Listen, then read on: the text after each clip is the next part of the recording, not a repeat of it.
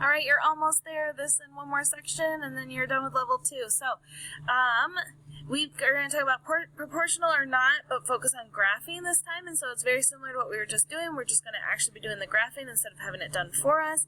So let me read through the problem. It says, graph the following coordinate points and connect them with a line. Determine whether the graph represents a proportional relationship by circling your answer. Then, write a sentence or show work to support your answer. Okay, so don't answer this just yet. Go ahead and graph the points first. So I'm going to click through them, but you really should know how to graph these, right? You know that the x comes first, then the y, so the 3 represents x, so that means to the right 3, versus like on this one, it's -4, so it would be to the left 4, and then the other number, the y, is up or down. So go ahead and graph your points. I'm going to do it on here, clicking through. Okay, so here's my first one, 3, 5. There it is, okay. And you can just count by ones. You don't need to number them at all. We're just going to assume they're ones unless we were to label them otherwise. -4, 8 up here. There we go. Okay. Then I had 4, 8, so just over here. And then I got -3, 5. And -1, 2. Okay. All right. So then we need to connect them with a line. If you're still graphing, that's okay. Feel free to do that while I'm doing this, or you can pause. Okay. And it doesn't really matter. Oh, my line is not perfect. It's okay if yours is not perfect.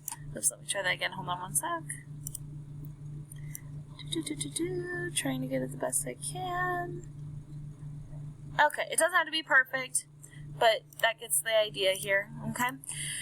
Anywho, so we should be able to tell right away, even as you were plotting those points, even without connecting a line, you should be able to tell right away that this is definitely not a proportional relationship. And you could show work if you wanted to. I'm just going to take the fact that our graph doesn't have a straight line and does not go through the origin. That's the reason it's not proportional. That's really it. If you want to go back and take a look at something, feel free. Or if you want to go back to level 1 and review a video, but that's really all it's getting at, okay? So you're going to try this next one on your own. The only difference on this one is you need to complete the table below first, and it's telling you to create a proportional relationship. So you're not deciding on this one. We want a proportional relationship. So they gave you something to start with, so that you can create your proportional relationship based off of this first one. Then you're going to graph those. It'll create 3 points, right? Because you got an x and a y to create a point.